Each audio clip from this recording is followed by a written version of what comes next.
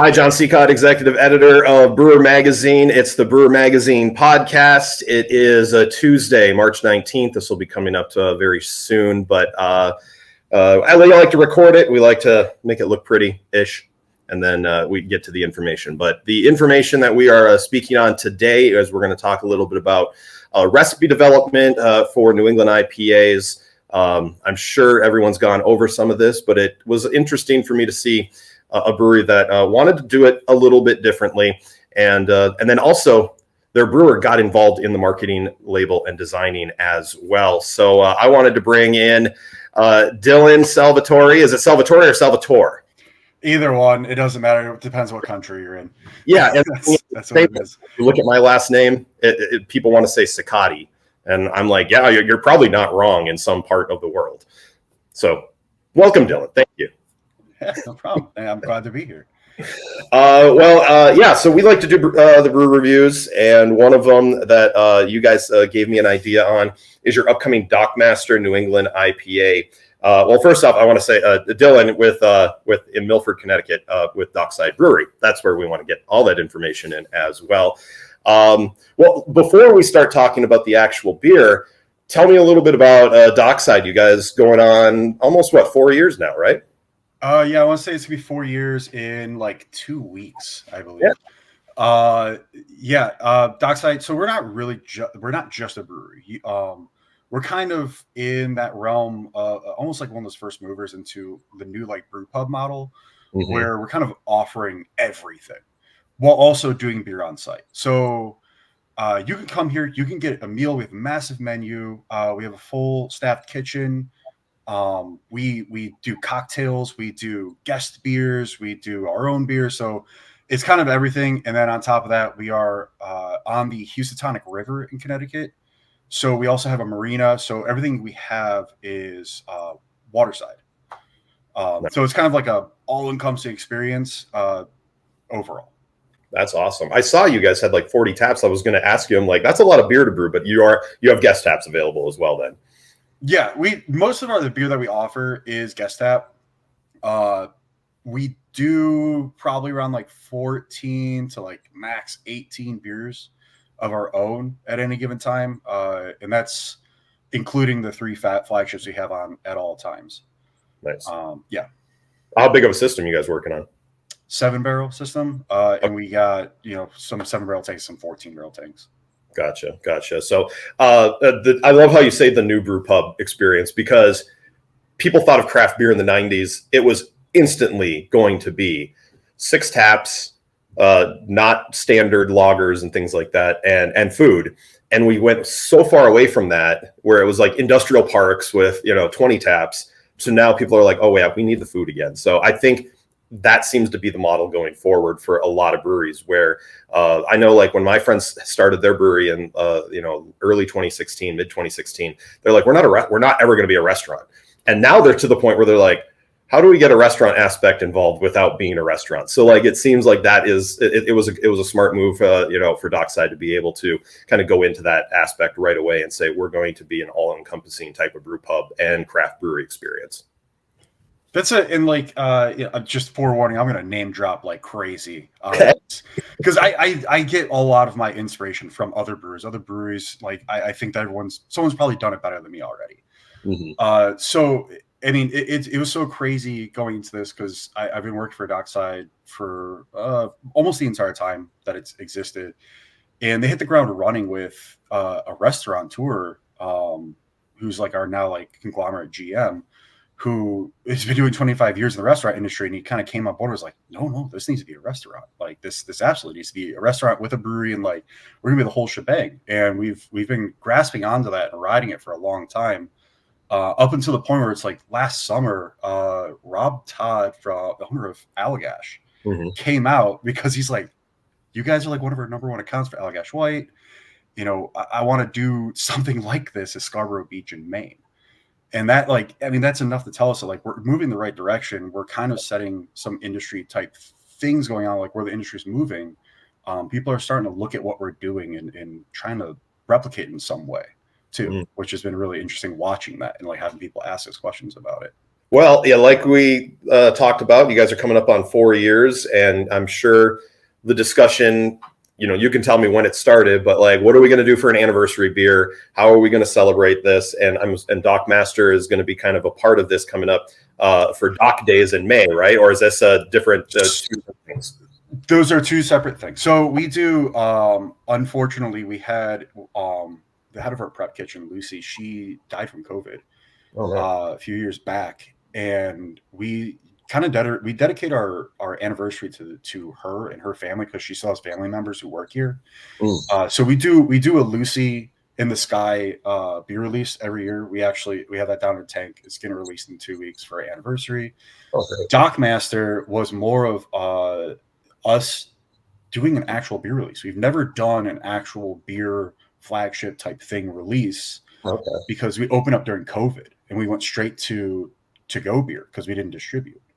So we never had like some big shebang or anything like that. So kind of looking at what we do event wise, we never really did something that was Dockside event. Mm-hmm. So I went to ownership, went to the GM, all of that. And I was like, guys, there's so many, every brewery has like their own event. Usually it's their anniversary. They have their own event that is like their own brand. And it's like, what do we had Dock Days? It's going to mark the opening of our, we have an outdoor bar. It's like the opening of our outdoor bar, the summer season starting, which is our busiest season. Mm-hmm. And like, let's do a beer release. Let's change our glassware. Let's get rid of old, let's put old merch up on a huge discount. And then also that same weekend is Cinco de Mayo, the Kentucky Derby, all that. So it becomes this 4-day event that we get to do. And it's something that's, the way I put it was like, it's anticipated and what's the word I'm looking for? Replicable. Like we can repeat it easily. So everyone can anticipate it and know what's coming. And it's easy to just like cookie cutter it in. So it's not a ton of head work on that. Well, let's get into Dockmaster then. How did this come up? How did you guys start working on it? I know it was about 6 different iterations before you guys got to what you're doing. And like you said, today you guys are working on the second batch of it, getting ready for it to be released. Yes. So Dockmaster started out as a pilot series about a year or so ago. And I was talking to the other brewer who's left. He's at a different brewery now that's underneath the same ownership that just opened up. And we're kind of looking at each other. It's like, all right, we want a cool hop combination. We want something a little bit different. No one else is really looking at hops that are going to be relatively easy to source and just kind of keep it interesting. So, we get a lot of guest taps in, a lot of guest beer in, a lot of really great guest beer in. And I always make an effort to go and taste through them, all the new stuff, or at least the stuff that interests me. And there's this one beer, I can't remember what it's called, but it was from Counterweight Brewing up in Cheshire, Connecticut, one of the best breweries in the state. And they did a beer with Pacific Sunrise. And it just came off as like that perfect, just like orange juiciness instead of like the pith or the rind or like whatever it may be, zest. It was just orange juice. It seemed like really kind of a layup hop where we can't really screw up, using this hop. We have to like finnick with it over the course of forever to get it just right. And then we also looked at, because we want Citra. I love El Dorado. A lot of people aren't using El Dorado. We're not seeing it a lot out there. Mm-hmm. So El Dorado and Citra, because Citra has to be in every New England IPA. If you're doing an IPA, you're doing it with Citra. It's just, it's like that base flavor that everyone just understands is IPA at this point. Mm-hmm. Mm-hmm. Well, what about iterations then? Was that because you were trying to dial it in or because you were trying different hops? I mean, what was the big, the switch ups when you were kind of working through it? Definitely dialing it in, playing with different temperatures, different mash rests, different, because we use yeast blends now too. Looking at different malts and really kind of chasing a flavor, but also an aesthetic. Nick, co-brewer, and I, we're very much so on aesthetic of beer. That's kind of one of our first focus is like, how is this beer going to look in a glass and does it look appetizing? Is it easy to take a picture of? Is it, going to need perfect lighting on any given day to get a decent picture of it? So we kind of started there. We were looking at yet again, here's another name drop. Another phenomenal brewery in Connecticut called Fox Farm. They make a beer called Burst. Ooh. And it has like, it's not like that opaque haziness. It's very like, it's still slightly translucent. Like you can get light through it. And it's just like this burst of orange. And it's the most photogenic beer I've ever seen, honestly. And I was like, that's kind of where I'm going, is like, I want to do something that's more photogenic.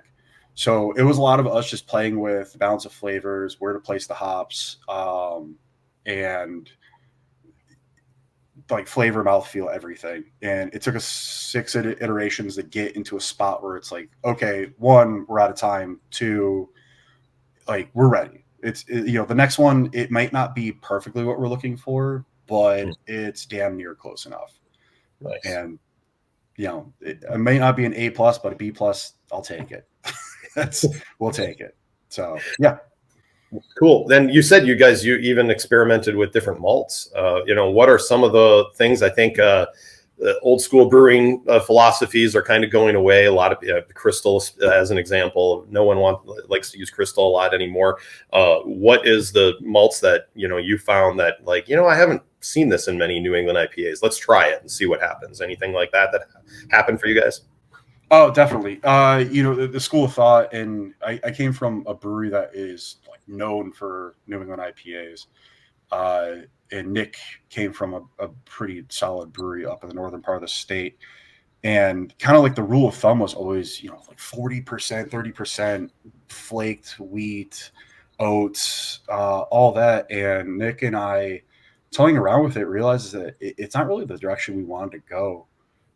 Because if I'm just putting like unmalted flaked stuff into a beer, 1, it's going to be a hellhole to try to brew that beer regularly. It's not going to be fun. It's going to be rough. And 2, we're kind of giving up space where flavor can be added. And, looking at market trends, like the biggest thing that I keep seeing is people talking about like the customers just want flavor, like good flavor. They want beer flavored beer, but it needs to be full of flavor. So using more like malted wheat, malted oat, and in way lower percentages still gets us like that really nice haze, but also layers in more ability to layer in flavor where we would have otherwise let it go and never done it. Nice. And it great results. We're very happy with the results. Cool. What about when you talk about flavor and how is yeast driving now more in the way that you can mimic some flavors that maybe hops were doing? I mean, that seems to be the big development now. Like, are you guys finding new yeasts, versus what maybe 3 years ago, London 3 was such a rage, but there is so much more developed now. Are you guys looking into that side of it as well? We're using, it's not like a proprietary yeast blend, but we are still using London 3 because the claim is that it has the biotransformation. I'm not entirely sure about that because I've also read stuff that normal brewer's yeast, single strain brewer's yeast don't do biotransformation. And then London 3 is a horrible attenuator, so it doesn't ferment well. And we don't want these big, like 6.5 finishing Play-Doh, like juice bomb that are like, I can't sit down and drink a few of them. I'm going to drink 1, have my stomach full. Probably my food didn't help with that. And then I'm going to go home. Yeah. So we use another yeast to really do the bulk of the attenuation to dry that beer out, targeting like about a 4 Play-Doh finishing, which is still pretty high, but we're starting to see, we're not starting to see, we have been seeing that area that you want to land in is like 4 to 5 Play-Doh. At least that's what works for us, works for our brand, which is a whole nother thing we can even talk about in itself, because our highest performing beer is in a New England IPA. It's a Mexican lager. Right. Yeah. That. Is that because of clientele? Is it because that's what got made right away and people have grasped onto? I mean, because this is El Capitan, right? Is that the name of it? Yeah, El Capitan. It's a 4.5% Mexican lager. It's easily our best seller, both in volume and revenue.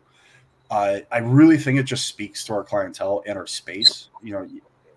we have to be very cognizant of like what space we've developed and what we need to offer within that space, where, you know, we can just run with the trends and make New England IPA and try to force it down people's throat, but they're not going to want to drink something that's finishing at 6 Plato. Like I was saying, it's like they're not going to drink a bunch of them. I mean, obviously, I'm not going to condone over drinking, but with a 4.5% Mexican lager that we're offering at $6 a pint, like it's hard to beat on a nice summer day on Waterside with a burger. Yeah.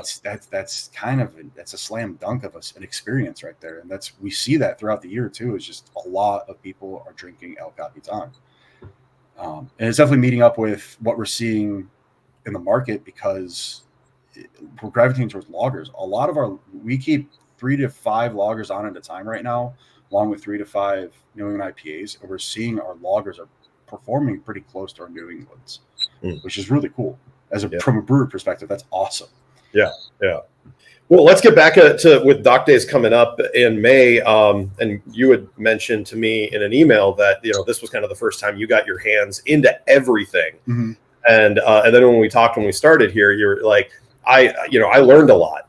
What, you know, if there's someone that is just a brewer, doesn't do a lot of the marketing and branding and label design, what big things that the first weekend for you that were really important and like, wow, I didn't realize how much thought process we actually had going on here. Yeah. So that's like most brewers don't handle marketing type things. We don't handle label design unless we're like an owner. Mm-hmm. So fortunate enough, like I have an education in business, so I definitely touched upon a lot of marketing. I also owned a very small merchandise company for a little bit.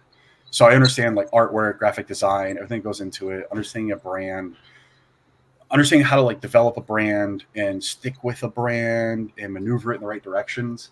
Mm-hmm. So that wasn't so difficult for me. It's just the fitting of all the pieces together and, you know, trying to just going through like everything we've done in the past, everything we have right now, and just be like, all right, how do I make something different but still the same? Mm-hmm. And that was very difficult for me. And also kind of putting my own spin on things as the brewer and what I prefer to see in brands on top of all of that too was really difficult. Like I haven't sent you the label art yet.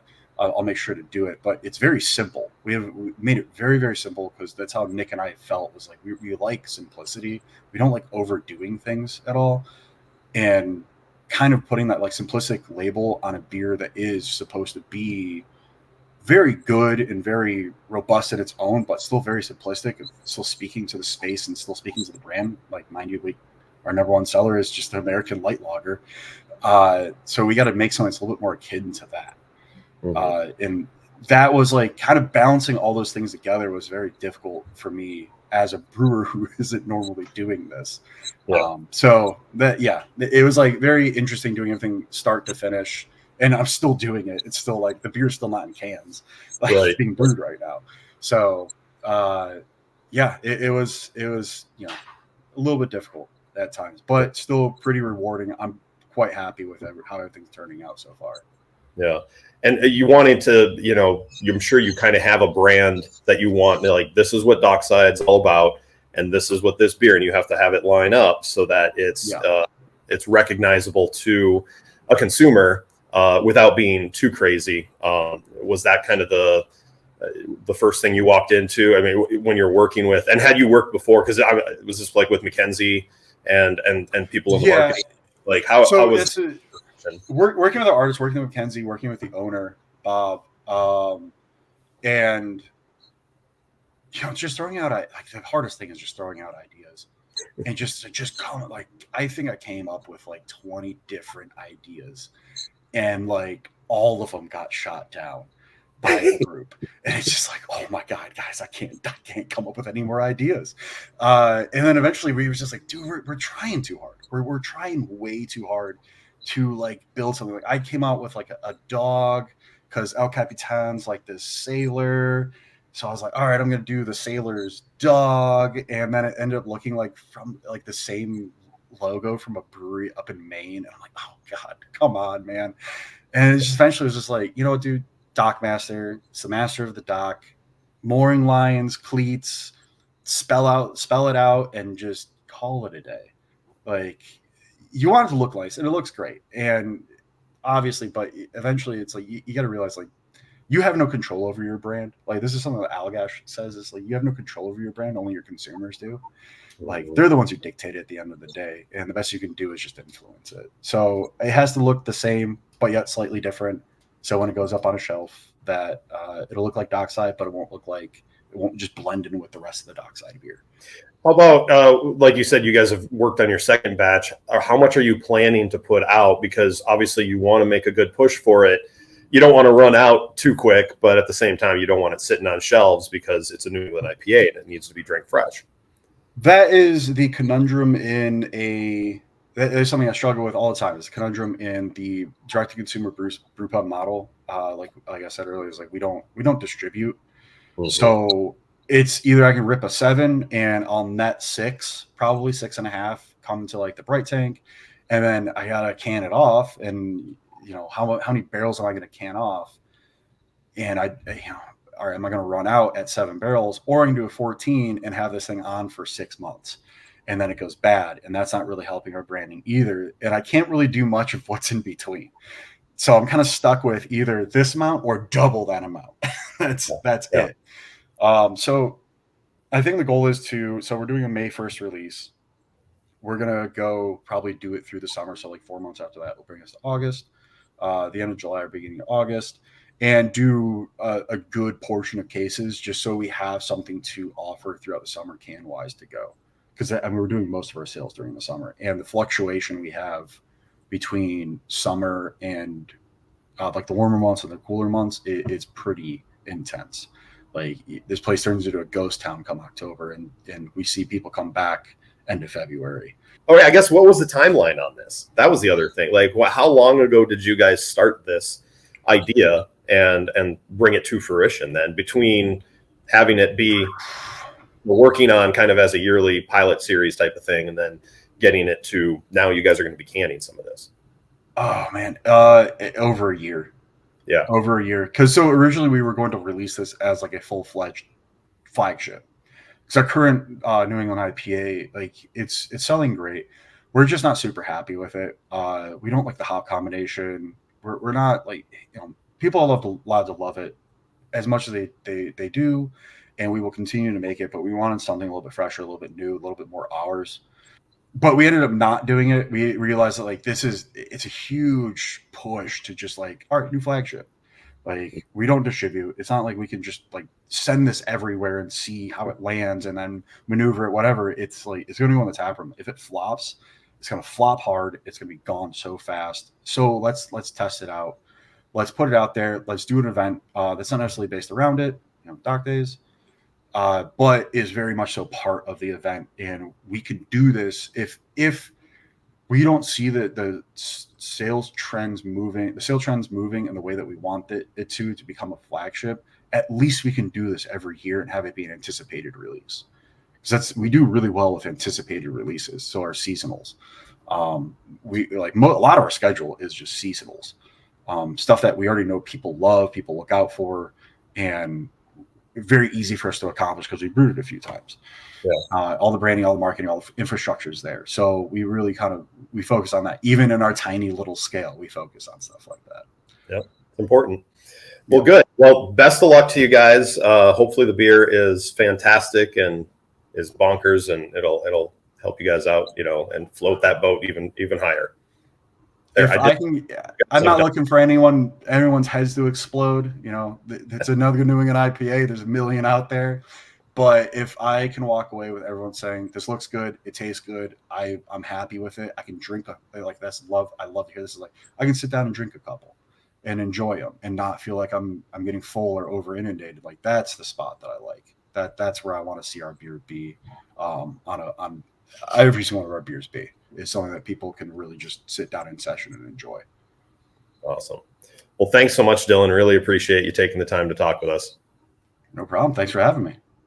Don't forget, you can always check on brewermag.com. You can also see us on YouTube and listen to us on Spotify. And don't forget daily updates on Facebook, Instagram, and X. I'm executive editor Jon Sicotte for brewermagazine.com.